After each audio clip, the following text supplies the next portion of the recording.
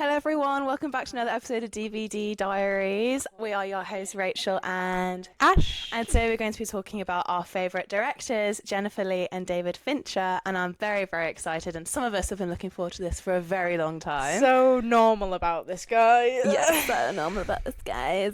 DVD Diaries with Ash and Rachel. Who would like to go first? Do you want to go first? Okay, so we each picked a film this week to introduce. As normal. Yeah, Rachel has seen a lot of Fincher's films because of me. But one of my favourites that she hasn't seen is the 2008 Curious Case of Benjamin Button, and we just watched it like half an hour ago. Nah, it's more like 2 hours ago now. Oh, because we had a technical crisis. Don't worry, though, guys. We fixed but it. I want to hear your opinions because we bottle it up so we don't spoil it for the episodes. But please. Yeah, but surely we should be talking about. You should talk about the director first, and then move on to the movie. Sorry, I know that's not the way around you want to do it. It's not gonna make any sense if we start launching into the movie and we haven't even talked about the director. Okay. So Ash has some thoughts on David Fincher. I think, just as a preface, whatever. There is a 99.99% chance I have autism, and David Fincher is like my special interest. Like, I know everything unless you're Sion Chafin, Nev Pierce, or the guy who runs the Fincher Analyst Instagram and Twitter account. You don't know more about David Fincher than me. I'm sorry. And I might forget things, but I'm sorry. But let's start at the beginning. So, David Andrew Leo Fincher. Born in San Francisco, his dad was a writer and his mum was a nurse.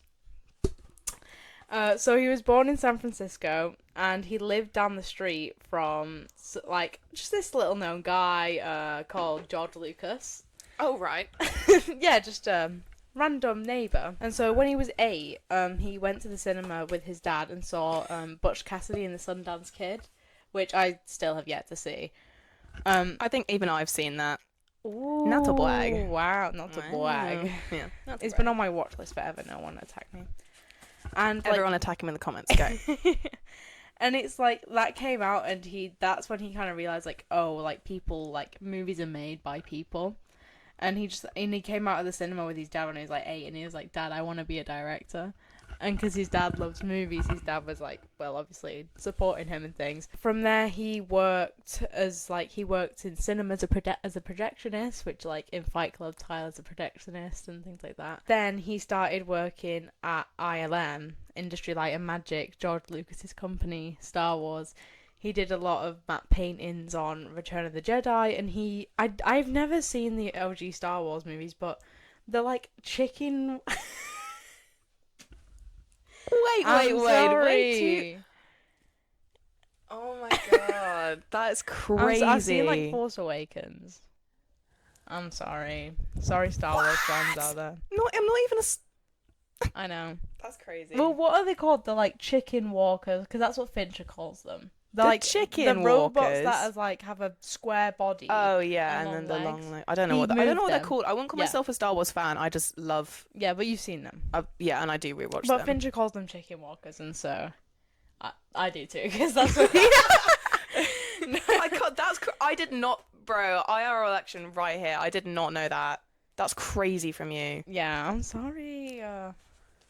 So anyway, he continued to work on Star Wars movies at ILM.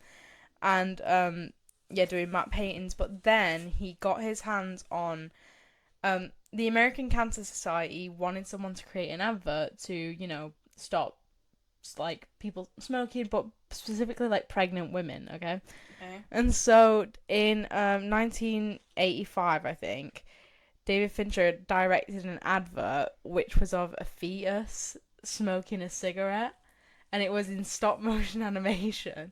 And it's this really grotesque, image of but it's kind of cool, actually. Just fetus in utero smoking a cigarette. And obviously, because that's so, controversial and weird, people picked, it stirred a lot in the industry. It got his name out there. And, since his name was out there now, then he started working on a lot of music videos for, Rick Springfield, Bop Till You Drop, Stabilizers, Paula Abdul, and worked his way up to Madonna's Vogue music video. Bro. Iconically, he worked What with I'd Madonna give. a lot. They were like close friends, but then they kind of like, honestly, like I'm a Fincher guy, but I don't know that why him and Madonna fell out. Like I cannot find the tea, but Yeah, they were that very is a close. bit weird. Sus. And so then, because of all these like music video success, he went on to create propaganda films. They produce basically a lot of music videos and commercials, but they also produce like they got in contact with David Lynch and produced Twin Peaks, so which obviously iconic.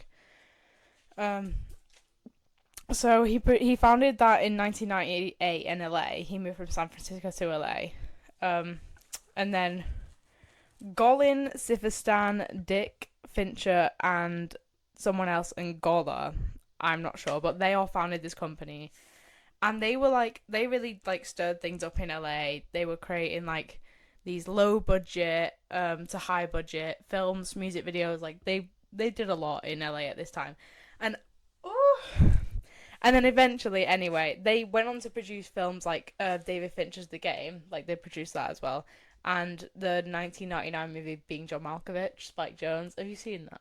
No. It's great film. But beyond that, they didn't have a lot of success. So in 2001, it was the company went defunct. But they made a lot of moves in LA and Hollywood at that time, during that period anyway. They produced the Got Milk ads. Like, very famous milk ad. Anyway, I own, I was going to say, when is that jacket going to come into it? An original crew member's jacket for propaganda films. Which is really cool, actually. I was I can imagine. That came up on, because, okay, so on the set of Alien 3, which is Fincher's first movie, as I'll get onto, in 1992, he wears this, like, brown leather jacket in the behind-the-scenes videos with the Propaganda Films logo on the back, and I fell in love with this fucking jacket. I was like, where can I find it? There's no replicas, because obviously who's looking for a fucking replica of this? No one. Yeah. I hate having very these niche. interests, but Yeah, so I saved Propaganda Crew jacket as one of my saved items on eBay, and one result has come up in the like, and it was this, and I paid £50 for it, which is £50. That's not even bad. Plus £20 shipping, which is not bad. Okay, £20 shipping is appalling, but like, We're from America. Yeah, I know. It's really not bad. And it's great. Like, a lot of people would pay condition. £70 for like a boring jumper, but that's like an original like. I mean, thing, it's at so. least over 20 years old because the company disbanded in 2002. Yeah. And you also don't know where this jacket has been. Like, could have been, on sets of films, music videos, Exactly, Got Milk, yeah. Twin Peaks. I got no idea, but I am so happy to have it. It's one of my like favorite things.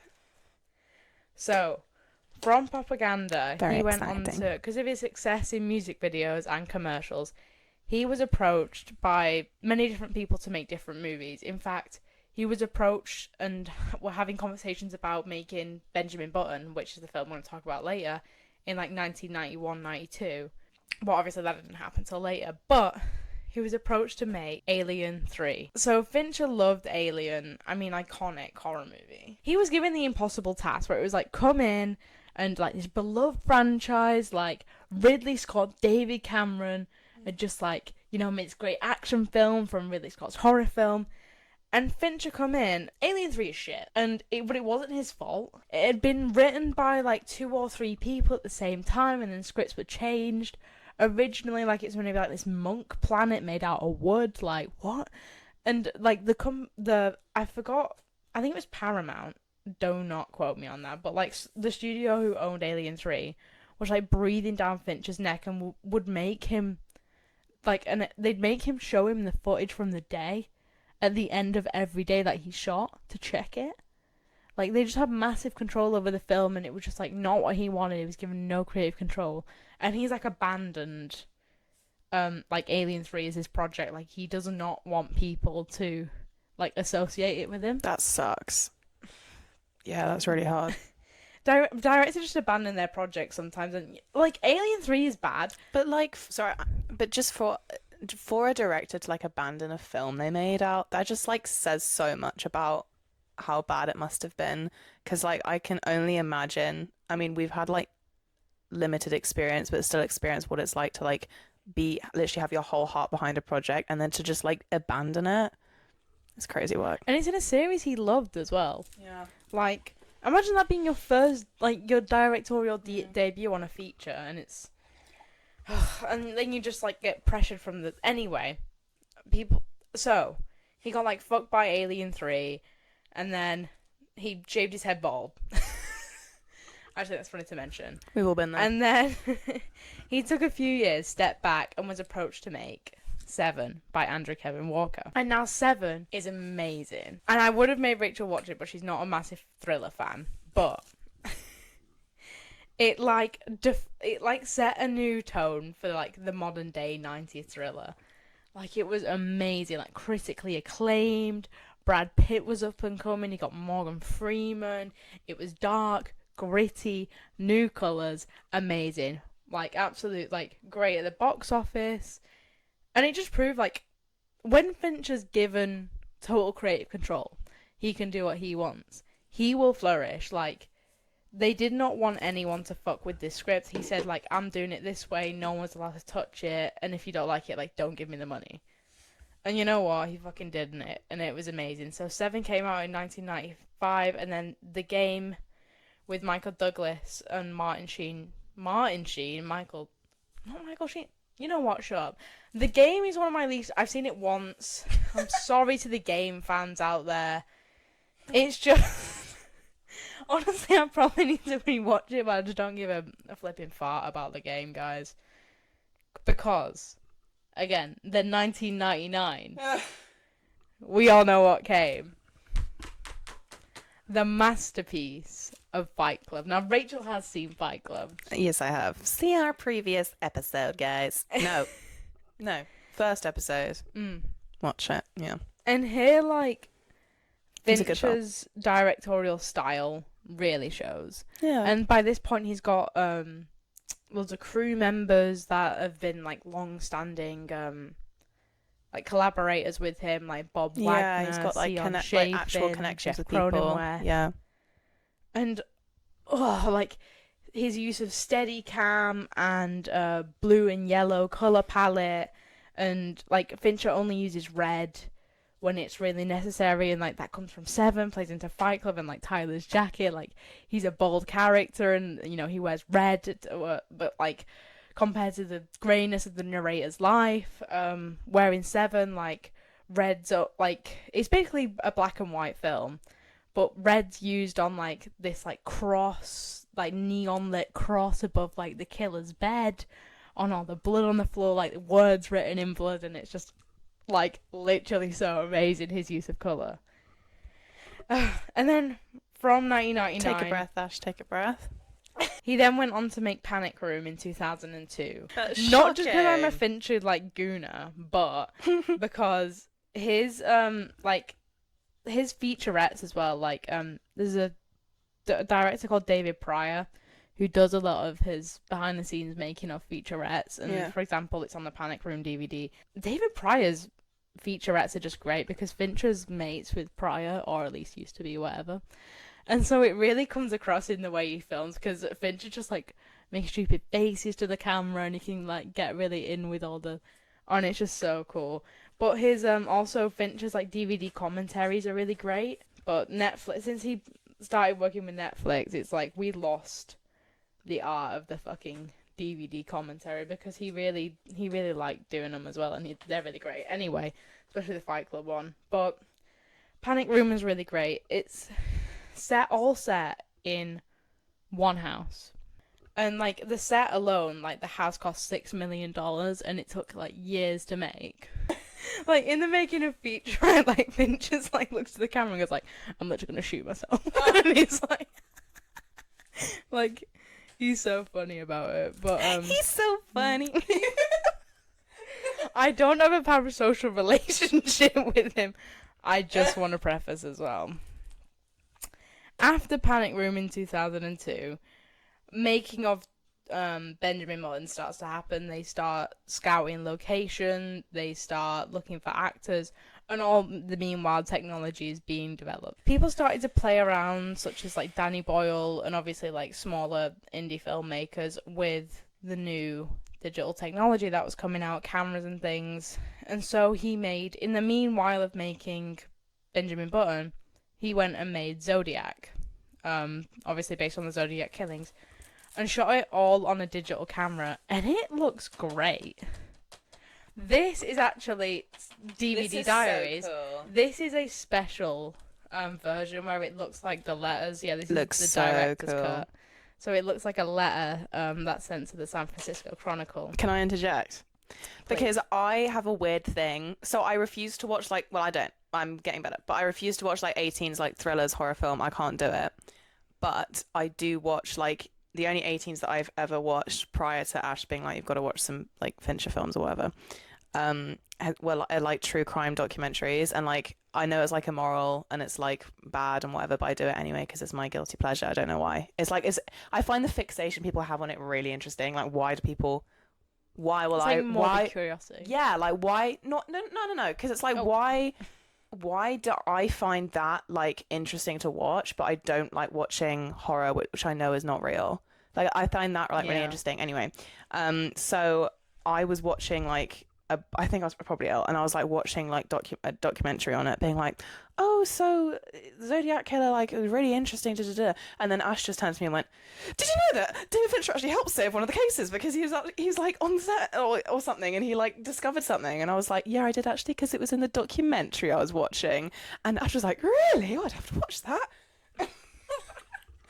You're on about that new Netflix, that one that's just come out about Zodiac. Because when they were scouting locations and things, like Fincher knows like all about the Zodiac case because he grew up in San Francisco. Like it was happening when he was a kid. Like I remember his dad like drove him to school one day, and he was like, why can't we get the bus? And because his dad was like, well, there's a killer on the loose. Like yeah, I really want to watch this now. This is like one of his most personal films, just because of that. So when he was scouting locations, like the island that the Zodiac killed that couple on when they were like having a picnic, like the detectives took him, like Fincher and the crew, to the island, and they were like, oh yeah, so it happened over here and blah blah blah, and Fincher was like, no, it happened over there, and all the detectives were like, what, and they checked their notes and they were like, it did happen over there, like he's just a freak, and like.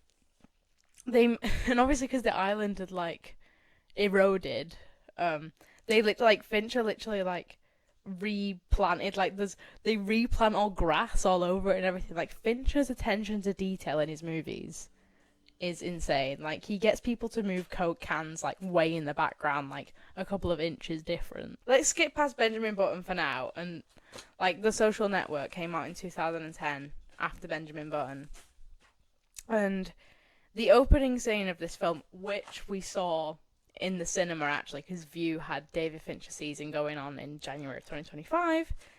The opening scene of Mark Zuckerberg talking to his girlfriend in their local college bar took 99 takes, and it is a 9-minute long scene. Oh. So, yeah. Oh God, that's a lot of. And he is like infamous for doing like a million takes. And if you interview David Fincher, which I'm sure everyone watching this will, do not ask him about shooting many takes. I swear to fucking God, every interviewer asks him like, why did you do so many takes? Like, he says like, if you're working on $1 million a day film, or like you got all the crew there, all the cast there, why the fuck would you do it once? Fair. He wants to have as much opportunity as he, Angus Wall, and Kirk Baxter, his editors, want in the editing room. Why wouldn't you use, like, because you're never going to get that again. You're never going to get, like, Justin Timberlake, Andrew Garfield, and Jesse Eisenberg in all the same room at the same time with the same crew, the same lighting. Like, why wouldn't you do it?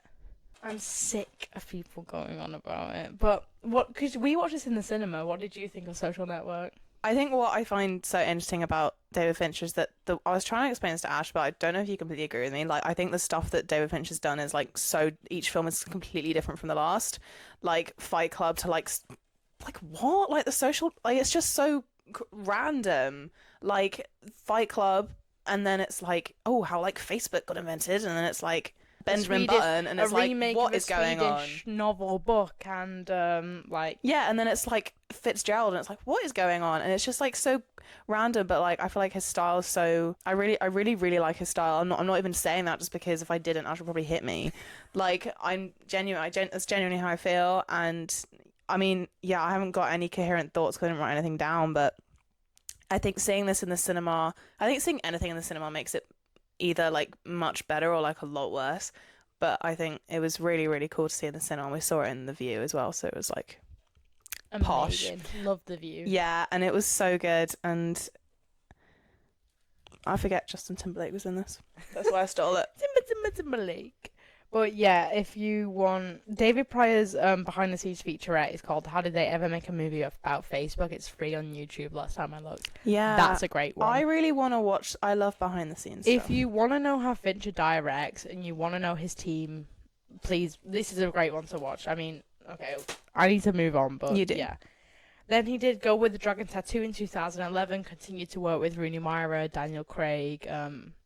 That's an amazing film, but that's a really heavy film, so I didn't want to show that to you, but that's great. Rooney Mara does an amazing job. I wish he'd get hired in more things. Gone Girl, again, amazing. He just pulls these performances from people. Yeah, like, it's just crazy. Like, so that was in 2014, and then this is just a list of films. So then he did Mank in 2020, which is about Herman Mankiewicz writing Citizen Kane, and that's actually based on a script his dad wrote. And it's not my favourite of Fincher's films, let's just say. well, and they can't all be your favourite. You can definitely tell the script was written by his dad, like, years ago. His dad died in 2003. And it had been, like, written and rewritten, and people would come in to, like, tweak the script just kind of didn't grasp me, but it's visually very beautiful. And then I watched... Ooh, and then That's so sweet, though. I know. It is very sweet. Like, I'm sure it means the world to him. Oh, yeah.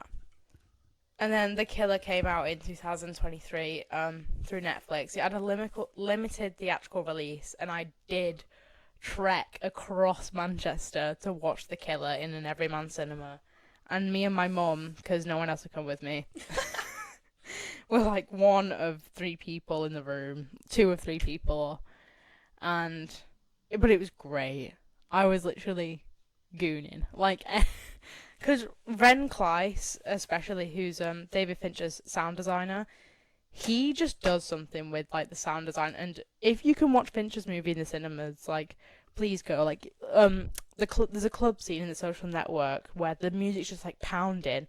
And Ren Kleiss does this thing where you have to, like, really try and listen to the conversation as if you were in the club. And, like, when we watched that in the cinema, I was so waiting for the club Because I just don't think you get that. You can't get that, like, on a computer or, like, with headphones or whatever. Like, you can't, like, because obviously we're in a proper room and everything. You can't but go to the cinema, guys. He also did House of Cards in 2013 to 2018, which is, like, one of Netflix's first original series. Like, he really was a pioneer for Netflix. And then he did Mindhunter in 2017 to 2019, which is amazing. If you like true crime, if you've seen that Monster Ed Gein that's just come out on Netflix, a lot of it is, like, based off the same killer. Like, if you like that, you'll probably like Mindhunter. I haven't seen it, but they take a lot from Mindhunter. And then What is Mindhunter? follows these, like, two detectives, and it's like the upcoming, like, psychological unit of the FBI. Like, it's post oh, what's his name? It's post, like, Hoover dying, who, like, ran the FBI, and it's like the psychological unit, like, coming up, and it's like them going and interviewing different killers like Charles Manson and things. But it's like Fincher does it. It's creepy through the use of, like, storytelling, camera, performances. That sounds really good, actually. It's you'd love it. You'd love it. It's Jonathan Groff, and yeah, they just give amazing performances. And also some shout outs that I want to do. So Smoking Fetus Yeah. is amazing. And then one of my favourite things he's ever done, that no one talks about is his Heineken beer run commercial from 2013 that stars Brad Pitt, and it's to the song "Gimme Shelter" by Rolling Stones, and it's like so amazing. It's so well shot, and like it's like Brad Pitt like being swarmed by the paparazzi. Well, he just like goes to the shop and gets a beer, and all the paparazzi are like chasing him, but it's like swarming in New York. Like, I'll show it to you later. It's amazing. Please watch it on Netflix if you can, guys. It's on Netflix. Not Netflix, YouTube. I was like, what? It's really shit quality on YouTube, but yeah. And then his Calvin Klein Downtown ad that he did with Rooney Mara as well, where she basically looks like Audrey Hepburn. And it's amazing. And his suit and tie music video with Timberlake, which is amazing. And it inadvertently sprung a hyperfixation on Justin Timberlake's music for me, because I watched that music video so many times I started listening to Suit and Tie, and then it spiraled from there. So, I have way more things to say, but I'm sick of hearing my own voice, aren't you? And Join the I club. am. No, it's Please, Rachel, let's talk about Benjamin Button. I want to hear your thoughts. Okay, so The Curious Case of Benjamin Button, this is not, it's not my top takeaway, just to clarify. But it's very excitingly written by the original short stories written by F. Scott Fitzgerald. And for anyone who doesn't know, one of my favourite books ever is The Great Gatsby, which is definitely a basic choice. But I think F. Scott Fitzgerald is one of the greatest writers who ever lived, and I love his work. And The Curious Case of Benjamin Button came from Tales of the Jazz Age, which is like a collection of short stories. So I never got around to reading it because unfortunately it's not like a novel, so it wasn't like never like recommended on like a syllabus or anything. But I just find that so fascinating, and like then we started watching when we were just writing up our thoughts. Ash put on like the behind the scenes thing, and then Fincher started talking about how the original script that he saw for this film had so many elements of jazz, and how he kind of like didn't really connect with that, so they kind of worked the jazz out and they like smoothed it out a bit. But I'd actually. No, I know I've only just seen it, but I actually kind of really want to rewatch it and I want to read. I've already ordered the book. It's coming tomorrow. Because I really want to read it with the whole jazz age thing in mind, because that's not how I read the film, and I think that's because they did such a good job of like moving it away from the original story. But it's because the original story is more about.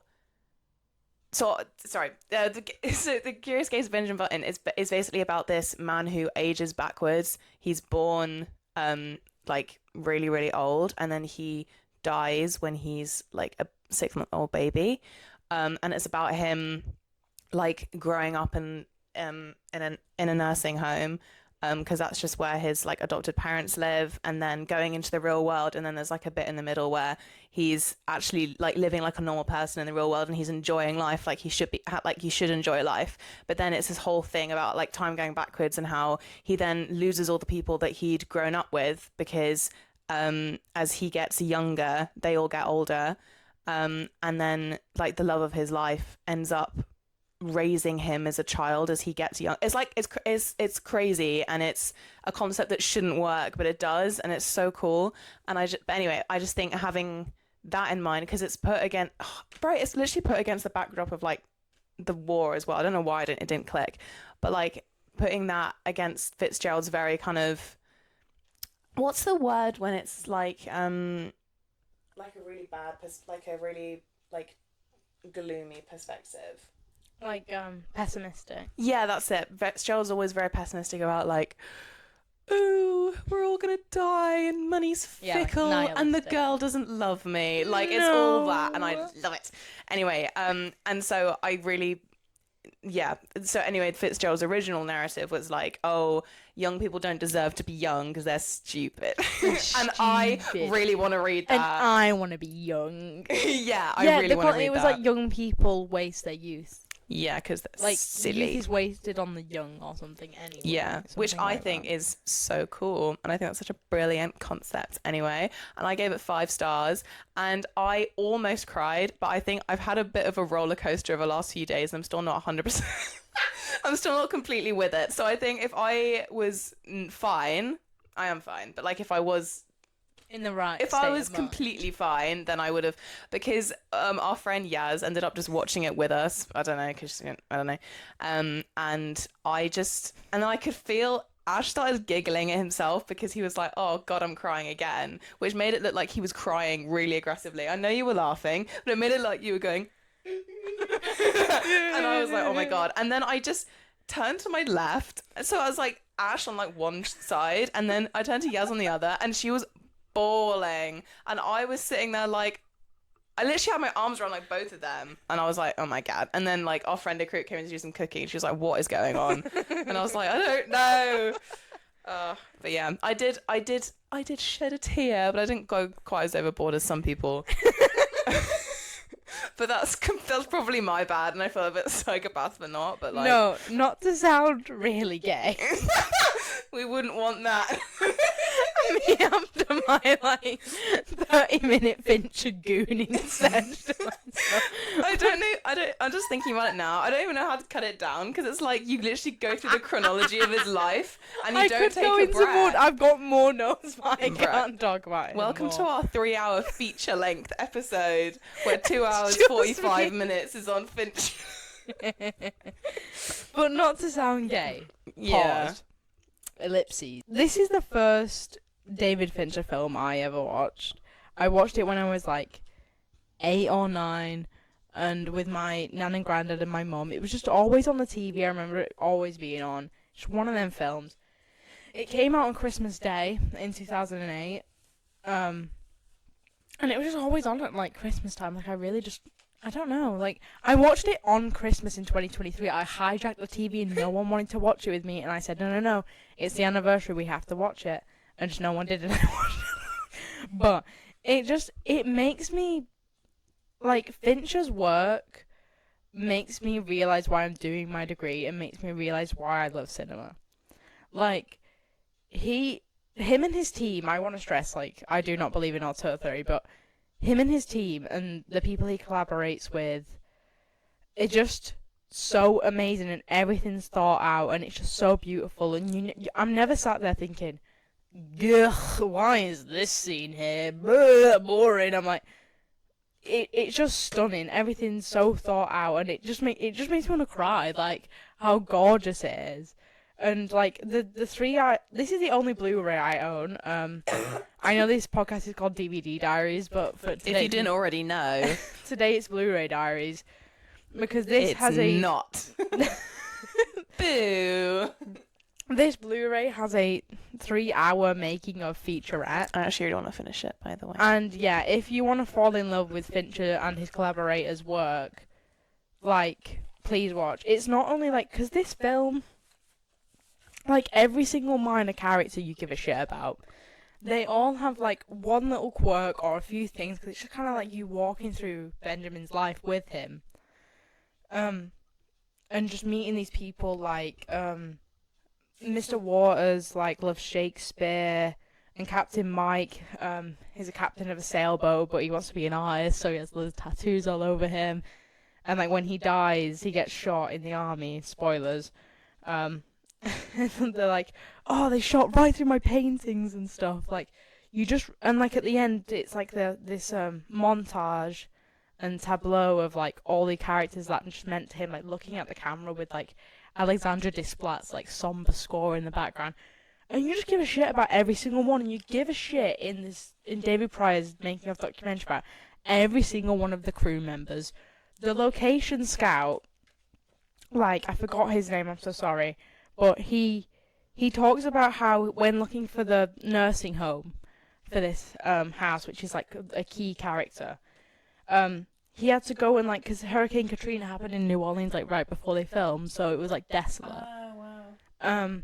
And so he had to go, like, he found this house, and he had to, like, find the owner, and it turns out she'd worked in Hollywood in some films, like, the 19 whatevers, and she used to be an actress, and she let them own this film, and, like, it just makes you want to cry, because, like, not only do the characters in the film you give a shit, but, like, even, like, the location scout for a movie, like, which average consumer of a movie gives a shit about the location scout, but, like, in the making of featurette, you just do.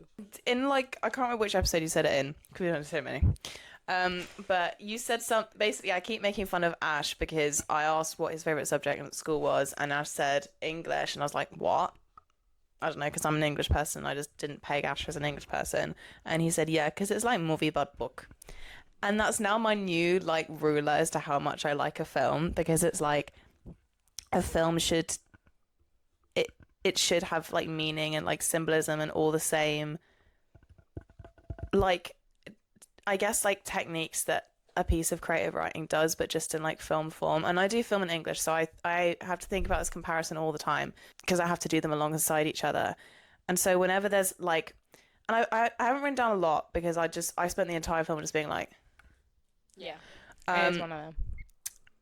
But the symbolism of like the clock and the clock going backwards and how it was about the reason why the clock was created is so it's basically this father's attempt of like kind of attempts and kind of symbolism of like he wanted to turn back time so like his son and all the sons that were lost in the First World War could like come home, and how that was replaced by like this disgusting like digital I was gonna say analog, but that's wrong.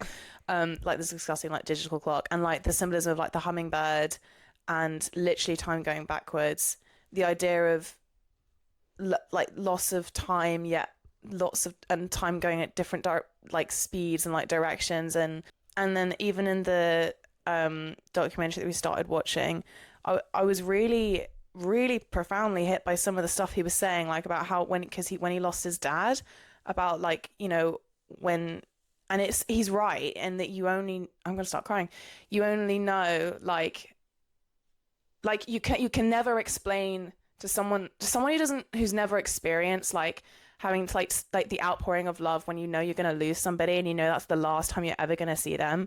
Like it's a feeling that you really can't describe. I think you did a really good job of describing it, but like you really, yeah. And it's like, I don't know. And so like hearing him talk about that and then look at like the different afflictions of time on Benjamin Button, like having dementia when he was young, and like I don't know. And the shot that really got me, and it's probably my favorite of the film, there were some really beautiful ones, but my favorite one was when Kate Blanchett's leaning down to the little toddler that's learning to walk. That's the one. And I just looked at that and was like, oh god. I actually that shot was completely like unexpected. They were just filming them that walking, doesn't surprise me, bro. That honestly and the doesn't child surprise me. like was trying to say like Kate Blanchett, like it looked like this toddler that Kate Blanchett was and dressed in old women's prosthetics was walking, like was gonna say something, so she bent down to like hear what it was saying, and it puckered its lips, and she leant in and gave it a kiss, and Fincher said that the like camera operator was like looked to him as if to say like, oh, isn't that great? And Fincher was like, keep your fucking hand on that camera. Yeah. And he says it's his favourite shot in the film, but he just wishes it was more central like in the frame, but he loves like that's my favourite. It's so sweet, and it's like you can't plan moments like that, and that just I know, yeah. And this really film this film was nominated for 13 Oscars. Yeah. Wow, that's and crazy. It won Best Makeup and Hairstyling, Best Visual Effects, and Best Production Design. Wow. Yeah, nominated for Best Picture, Best Actor, Best Supporting Actress for Taraji P. Henson, Best Director, Best Cinematography, Original Score, Film Editing, Costume, Adapted Screenplay, and Sound Mixing. Because this film also, like, not to keep talking, but like created technology. Like it created different VFX to like age and de-age Brad Pitt that are like still used today, and like facial transplants that obviously have been updated really since 2008 for like, but paved the way for things like Sinners that just came out this year for like digitally transplanting faces. And oh god, this film is so fucking good. Yeah, it is. Kate Blanchett's performance, yeah, she's so good. She's a generational talent, but like, I just didn't know. I don't know. The first thing I saw her in was the evil stepmother in Cinderella. So unfortunately, every performance she ever gives is now tarnished from the fact of being like, "You were mean to Lily James." Yeah. Wow. I can't believe that's what you know her from. Surprise, bitches. We've moved around a bit. Technical issues. And my mug has vanished. Yeah, The it's magic called of magic. But to conclude, because I have been talking for 10 years, Benjamin Button, although critically acclaimed, does not get, in the terms of Fincher fans, does not get a lot of love because it is very different from his other films, being like a lot That's not a good reason. Murder, slashes, even though Fincher is not defined to one genre, and as he would say as well, this is a film about death. But in David Fincher Mind Games, which is a great book that I have here, they were just reading it when we're having technical issues. They describe like the serial killer in this movie being time, like when paired next to. Wow, that's so good. When compared to Fincher's other films, so that's David Fincher Mind Games by Adam Neiman. If you want to know more about Fincher, I'd suggest this. And then David Fincher interviews edited by Lawrence F. Knapp, or yeah. Anyway, so please watch this film. Give it some love. I know it's very critically acclaimed and just like in the like zeitgeist, like cultural zeitgeist. Like everyone's heard of it, but it's definitely worth the watch. In my humble, It definitely is. uneducated opinion. Uneducated? Well, I think not. well. So Fincher might be my fave. I don't know. I don't think anyone else knows either. Who is your favourite, Rachel? Save me from myself talking. Yay! My favorite. Okay, this is a difficult question. Well, because basically we decided on what episodes we were doing ages ago, and like last week or like 2 weeks ago, I said to Ash like, I don't think I have a favorite. Like, I don't know. Wes Anderson's kind of cool, but like I haven't seen all of his stuff, so it's like I don't know. It's because I'm not as much of a film bro as Ash, so I like. I'm still like my opinion's like always constantly changing, and like I'm like learning new stuff all the time, so it's really difficult. Aren't we all though? Well, not really. You're not gonna watch a film tomorrow and be like, actually, David Fincher's shit. Every day's a school day. Okay, well, and my original answer was Jennifer Lee, who is best known for directing Frozen. And she's the whole reason I wanted to get into the film industry in the first place, which is your kind of similar story with David Fincher. So I was kind of like, oh. So then I was like, oh, I'll do some research and write in my little book. And then I did, and then I was like, she definitely is my favorite. And then also we rewatched Frozen, which is my chosen film. If you like, honestly, like a couple of weeks ago with like all of our housemates and stuff, and it actually made me a bit emotional because when we watched it, I'll go on to like Jennifer Lee in a second. But when we watched it, it was just like this like everyone knew all the words, like everything, and I think it's that time in our lives, like when I know it's terrible, I don't know all the numbers, I can't remember when it came out, it was like 2013 or something, and whenever it came out, we were like 9, so it's like prime like nostalgia years for us. So when we were all like all of us all watching it, obviously we're at uni together, so like everyone was watching it and we were all like singing, and it was just I was just sitting there like, ow, like I don't know. And then you rewatch it, and it's one of those films where I obviously have so much nostalgia for it, but then you rewatch it, it's like, yeah, but it's actually like one of the best films. Yeah, it's the 5th highest grossing movie of all time. Yeah, mate. What? Yeah. That's crazy. I'm not surprised. I mean, yeah. Yeah. Anyway. But I'm giving away what I'm gonna say. Oh. So Jennifer Lee, she's really cool. She didn't direct it alone. She directed it along with Chris Buck, who's he's great, and he was at Disney for a long time. He did like Story on Pocahontas, which is one of my favorite films ever. So he's a pretty cool guy. Anyway, so Jennifer Lee, she started in so she's from the English side of it, which is why I love her even more. So she just like it's actually it's unclear. The internet does not know what she did for her like bachelor's degree, so we could all hazard a guess something Englishy, because then she went on to she went into a publishing house and she started designing. She did graphic design for audiobooks.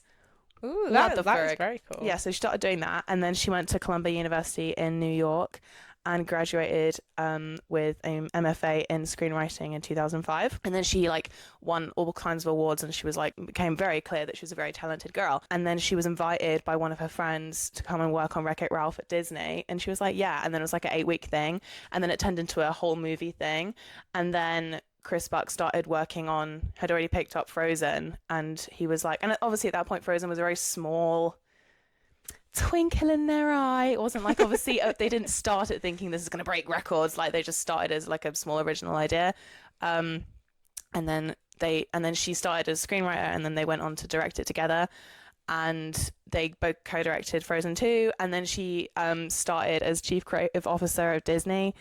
And I believe she did that. She did that in 2018 to 2024, and she stepped down now because she's to work on filmmaking full time. But that meant she oversaw lots of other films, and this is before she became chief creative officer. She's got credit on Big Hero 6, Zootopia, and Moana. Great. She's also got credit on Raya the Last Dragon, Encanto, Wish, and Moana 2. I think she actually directed Wish. So we're just going to ignore that. A little blip. It's fine. Didn't hurt anyone. Lots of things wrong. This is what I mean. Like, I feel like there is no... And the other thing I was saying to Ash is, like, I feel like I can't find anyone whose work is flawless.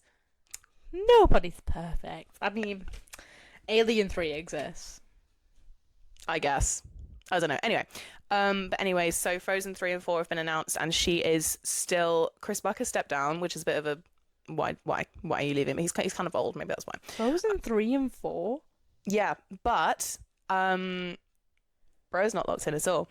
But yeah, Frozen 3 and 4. What are they going to be about? What's really interesting is that she said I don't think she's staying on to direct. I think she's staying on to like executively produce, but she's writing them, and she wrote them. They're written together. So the reason why they know there's a 3 and a 4 is because she wrote them at the same time. And that this is not a popular opinion, but I actually think that the Frozen universe has so much more to give if they take it in the right direction. Like, I feel like we don't know. Anyway, I just think and the fact they're written together with the other in mind is such a green flag, because it's not like they churned out 2 and were like, let's do a 3, and then they did 3 and then finished it again and then opened it, ripped out the stitches and did another one. You know what I mean? So it's gonna be like coherent. And also the fact that she's staying on is unbelievably good news. Anyway, so I've got some stats here. She's the first female director of a Disney feature film, which is just mind blowing for me. Disney started in like the 30s. Yeah. Crazy work. Anyway, she's the first female director of 2 feature films that each earned more than $1 billion at box office grossing. Wow. Crazy stuff. She's the first CCO of Disney. I mean, obviously she's the first director. She's also the first female CCO at Disney. But now she stepped down to undertake full-time filmmaking. Anyway, and I came across... Because again, when you're like 9 or whatever, you don't really think about like who makes films, or Ash does, but I didn't. And I came across her in... What's the documentary called? Oh yeah, on Disney Plus, like during lockdown, Disney released a documentary, Into the Unknown, the making of Frozen 2, and I was like, oh, what's this? So then I started watching it, and then I've rewatched it like a million times. It's such a good documentary, and it made me fall in love with animation. So animation is like my thing. I much prefer it to like live action films. And I think obviously it has huge downsides. You were just saying about Benjamin Button, with the kid doing whatever, and then obviously you're not going to get any like improv or like random moments or stuff like that because it's animation. I think animation is brilliant. And also Disney never really, beyond like books, they don't really like having a behind the scenes documentary as actually on Disney Plus is really, really rare. And it was also made for Disney Plus as well, and it's this really, really cool. And if you should really watch it, because Disney obviously at the top of their game financially, you see everything as it's supposed to be done. So like the animators, they interview all the animators and like the supervising animators, and how, how you've got the supervisors who oversee a character, and then these people who will work for years and years and years on a few seconds, and the amount of people is insane. Anyway, it's just brilliant. And then you go to like, and obviously because they're Disney, they have like the orchestra like recordings, like they'll like, you have Idina Menzel just like going on for the lols, and then they work. So obviously a huge part of a Disney musical is obviously the music. So they work with Bobby and Kristen Lopez and Anderson Lopez, and they are a married couple, and they produced the soundtrack for Frozen. So obviously they're pretty good. They're all right. And they worked on Frozen 2 as well, and they're really cool. And I think it's really cool because the way Jennifer Lee talks about her making the films is that, so you've got Chris Buck who's so he did story in Pocahontas, which basically just means like the animatic, so the sketches and drawing, and so basically like the drawing side of it. And then she came from a screenwriting background, so she's coming from the writing side of it. And she'll talk about how like, oh, Chris like does drawings, and then I'll write like what the characters are feeling, and it's this really beautiful like marriage between the two. And whenever I come at film, I'm always coming at it from a writing perspective, an English perspective, because that's what I wanted to do first. So seeing her talk about it from that point of view is really, really cool. And then when she goes into like these big meetings with Kristen and Bobby, she says like, she talks about them as languages, and she's like, and she's so honest. She's like, oh, like I don't really understand the music side of it, but Bobby and Kristen do. So whenever like we sit down in these meetings, it's really important just to like bear that in mind, and bear in mind that we're both really, really good at what we do, and to make sure that we stick to what we do, but also like work together to create this whole thing. Because I feel like what's so mind-blowing about film sometimes is that there's so many people's like ideas and like inputs in there, and that it's still coherent. Like I think that's like really like tricky, and it's kind of crazy that it works as often as it does. And it's so cool. And they take you into like their dailies. So when they're giving out their animations to like, when the animators get to share what they've been creating with the directors, and how the directors are like, no, I don't like that. She does some like for example, I think one of the main ones they do is where, and oh my god, in Into the Unknown, Elsa like runs up this slope, and then her ice extends it, and then she goes and then like there's like ice. If you know, you know. Anyway, basically it's right at the end of the song, and at the original animation for that was like she did some little skippy steps, and then like kind of like leapt to get to the top, but then Jennifer was like, no, I don't like those little skippy steps. Like, how about if she like kind of like defied gravity a bit and like did this cool thing with her foot, and like I'm explaining this terribly, but I'll put it on the screen or something. But it's like, I don't know, just like that, the kind of attention to detail, and I don't know, and and it's just so good. That documentary is so cool, and you just get to see everything as it's supposed to be done at the top grade. And she just works, and like she'll work really, really, really hard. Like, she comes into like, she'll go to all of like the recording sessions for well, not all of them, but a lot of the recording sessions for like the audio and stuff. And when she goes in, I can't remember who she says it to. I think it might be, no, I can't remember. But she sits down and she's like, this is my 21st day working straight.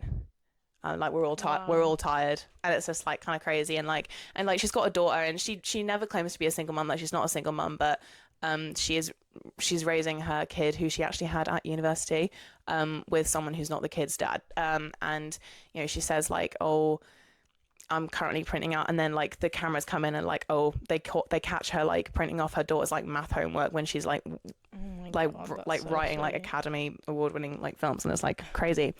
And I don't know, and she's really just the way that I can really, really, really identify with her, like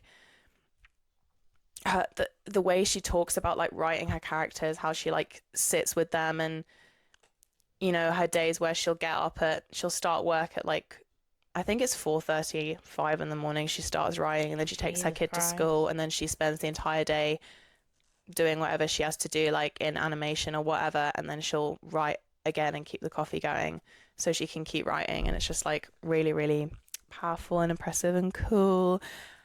Yeah. Very admirable, especially for a woman in a male-dominated, Yeah. not only industry, but company as well. Yeah. Really, really male dominated. I couldn't believe it when I found out she was the first female director of a Disney film. That's crazy. And what do you, and I'm doing, we've got presentations tomorrow for like the thing we're doing at uni.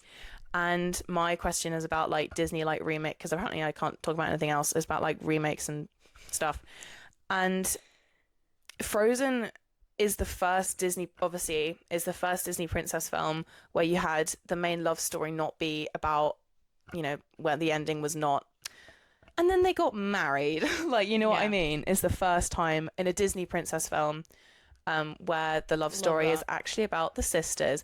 And who was it written by? A woman. And it's just... Oh, shit! And it's just like, wait. Like, and it's like... Oh, and the same for Brave as well, and then Brave came after that. Oh, like, love stories about, like, familiar love. Yeah. But there was also, like, love in them as well. Like, you had, like, Kristoff and stuff. Like, there was still... I don't know. It was just... Yeah.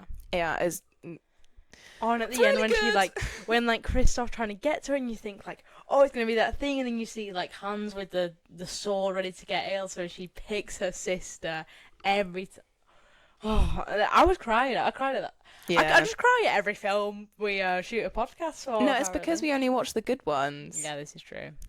Yeah, we'll watch Amelia Perez one day. Yes. Yeah, it's just so, and it's instant classic as well. Yep, crazy. The box offices and everything was insane, and the second one as well. And I know you don't really like the second one, but I think I probably like it 10 times more because of the documentary that I've seen, like seeing how much like goes into it and everything. A behind the scenes documentary will do that to a guy. This is true.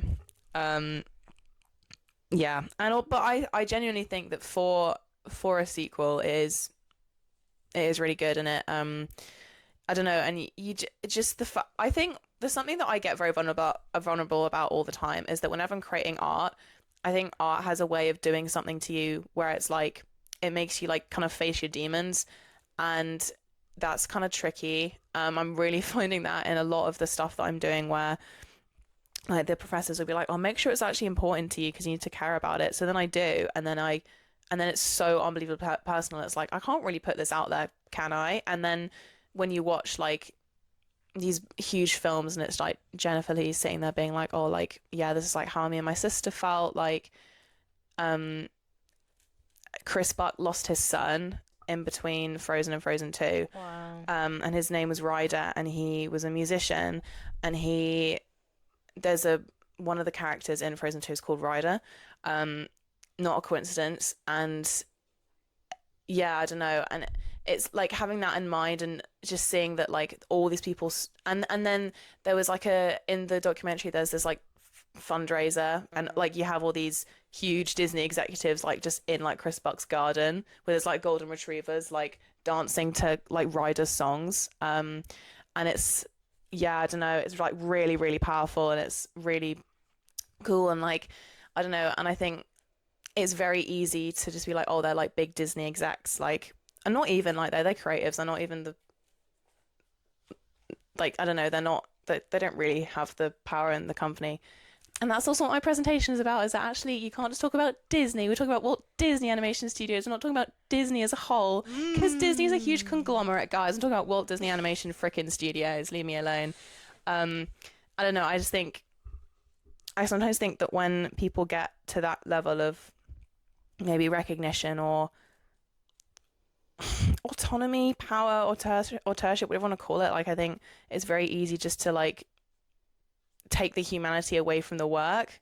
Do you know what I mean? Yeah. Like, it's very easy just to be like, oh, it's cash grab, or soulless. They're just money makers or whatever it is. And it's like, I can't imagine what it takes to be the first woman to direct a frickin' film in the year 2000, 13. I can't even fathom how difficult that must have been, and how impossible, and how many like trials she's had to overcome that she probably can't even share. Like, I can't even imagine. And even in one of the animators that they interview, I can't remember her name, but she literally says like, oh, like, Jennifer Lee is such an inspiration, even though she's comes from a completely different side of animation to me. Obviously, the animator versus the writer and the director, they come from two completely different worlds. But she was sitting there being like, yeah, she's such a huge inspiration. And she was sitting there like in her little animation suite in Burbank, California, freaking with Mickey Mouse on like the door, being like, oh, I just think she's so cool. Like, she's basically a celebrity. And I'm like, aww, Diva, please. You're an animator for Disney. You're the celebrity. What do you think you are? Yeah.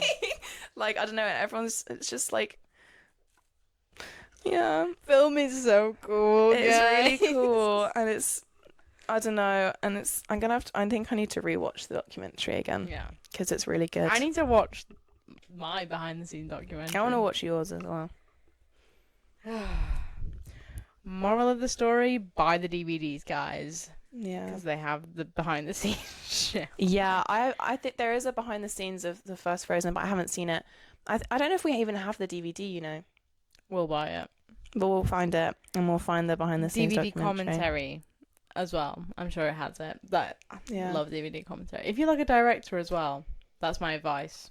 Mm-hmm. Listen to the DVD commentary that they give. Watch the behind the scenes documentaries if they have them, because it'll enrich their work. Like with both of our experiences. Like if you just watch Frozen, which is a fucking amazing film, and same with Benjamin Button, it's like they're great films, but knowing like, you know, more about you know, the relationship with her and her sister, and like that she was the like first woman director at Disney, and like about, you know, the like 20 plus years it took to make Benjamin Button. It enriches the film you watch, and enriches the director. Like, I don't know.